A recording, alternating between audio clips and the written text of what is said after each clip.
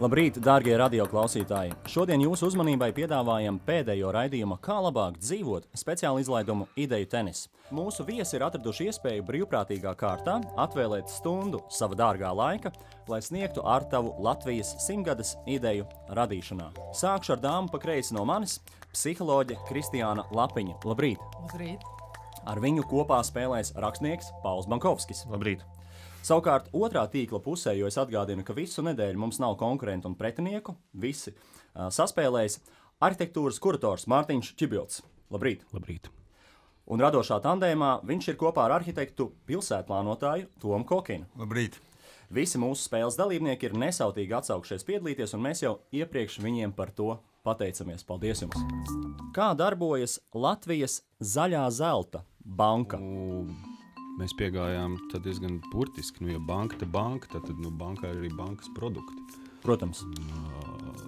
Kas mums tie populārākie? Protams, ka mūsdienās tie ir visveidi kredīti. Patēriņa kredītus varētu šī banka izsniegt Mellenēs. Hipotekāros kredītus izsniegt dēļos, brusēs.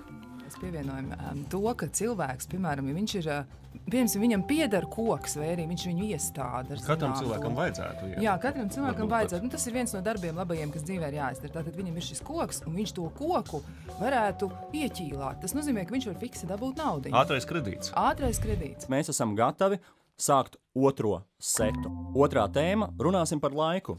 Mūsu otrās tēmas nosaukums – kalendāra reforma. 18. gads sākas ar Jāņiem.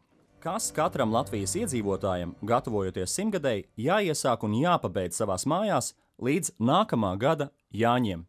Mēs piedāvājam katram Latvijas iedzīvotājam izvēlēties, kad viņš grib svinēt Jāņus. Līdzīgi mums ir arī papildinājums klāt pie tā visa uzreiz. Mēs padomājām arī par sievietēm. Es arī pārstāvu daļu dzimumu, un ir nopietna problēma ar to, ka reizēm ir ļoti grūti atzīt, cik īsti vecu tu esi, skatoties spogulī un domā, sasodīts, varētu kaut ko pamainīt.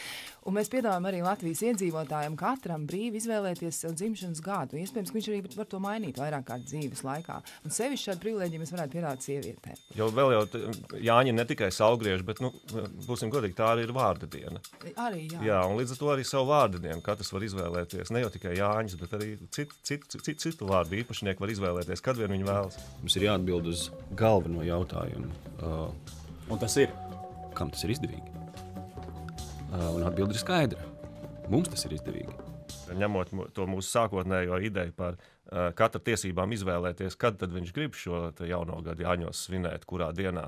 Līdz ar to arī katram tā prezidenta uzruna būtu pieejama tanī dienā, kad viņš to vēlas. Internetā. Kāpēc internetā? Es domāju, ka dzīvē, jā. Tādā jautrā gaisotnē mēs esam aizvadījuši šo pēdējo ideju tenisa spēli. Mums bija divas tēmas, kuras mēs apskatījām šodien. Pirmā saistīta ar vidi, kā padarīt vai kā izskatās pasaulē pirmā dabas rezervāta valsts. Un tur mēs dzirdējām dažādas idejas par to, ka varētu izveidot brīvās ekonomiskās zonas melnajos caurumos, ka varētu melnos caurumus palielināt līdz milzīgiem zaļajiem caurumiem, kuros varbūt pat būtu liegums, lai aicinātu vēl vairāk cilvēkus tos apmeklēt, respektīvi varbūt, ka tas pat būtu jādara par maksu. To rādīs laiks. Mežs varētu būt templis, kurā būtu iespējams īstenot dažādas pilsētas funkcijas, protams, nekaitējot videi, par to, ka mežs varētu izsniegt kredītus. Un es zinu, ka tas jau patiesībā notiek daudz un plaši par ogām un sēnēm, taču mēs stāstam visiem mūsu ārzemju draugiem un radiem, kur noguldīt, varbūt, ka iestādot koku, par to, ka vajadzētu izveidot aplikāciju, tiesa gan vēl pagaidām nav skaidrs kādu, un visu beidzot papardes zieds varētu būt kas tāds, ar ko pietiekami skaidri varētu likt saprast pretējam dzimumam, ko no tā vēlamies. Savukārt otrajā setā mēs runājam par laiku, par to, ka iespējams Latvijas iedzīvotājs var izvēlēties, kad sākt savu gadu, un, kā zināms, jo vairāk dažādu termiņu, jo vairāk un labāk darbs rit uz priekšu, par to, ka varbūt mēs varam pat ļaut cilvēkiem izvēlēties, kad svinēt savu dzimšanas dienu un vārdienu, un tā, protams, ļoti tāda vaļīga ideja. Jauno gadu sākt Jāņos mums ir izdevīgi. Varbūt, ka pat prezidents varētu runāt Jāņos. Tas būtu laiks, kad mēs visi sadotos rokās.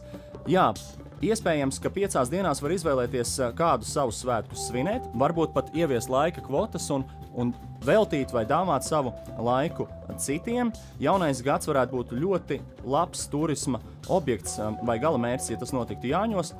Valsti vienojošs faktors varētu būt tas, ka mēs 19. novembrī ieviešam brīvdienu, un, protams, tautastērpu reformu. Varbūt, ka tautastērpi ir tas, uz ko mēs mērķiecīgi ejam, un 19. novembrī mēs sakām, tā mēs tagad izskatāmies.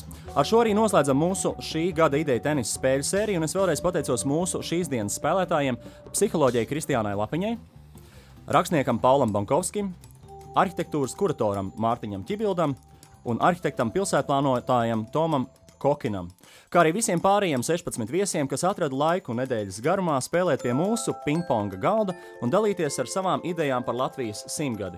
Visus raidījumu pilnus audio un video ierakstus, kā arī kopsavilkumus atradīsiet lsm.lv mājaslapā. Savukārt savu ideju varēsiet pievienot arī turpmāk, dodoties uz interneta vietni lv100.delfi.lv vai rakstot sociālajos tīklos un pievienojot hashtag jeb mirkļbirku LV100. Es pats saku paldies brīnišķīgai Latvijas radio komandai un mūsu partneriem Latvijas Republikas kultūras ministrijai un Latvijas valsts mežiem, kā arī Delfiem, LSM un Latvijas mobilajam telefonam par atsaucību un izrādīto atbalstu. Noslēgumā jau saulēcīgi sveicu jūs 11. un 18. novembra svētkos. Aicinu dalībnieki sarūkoties pie tīkla, bet jums, klausītāji un skatītāji, saku visu labu!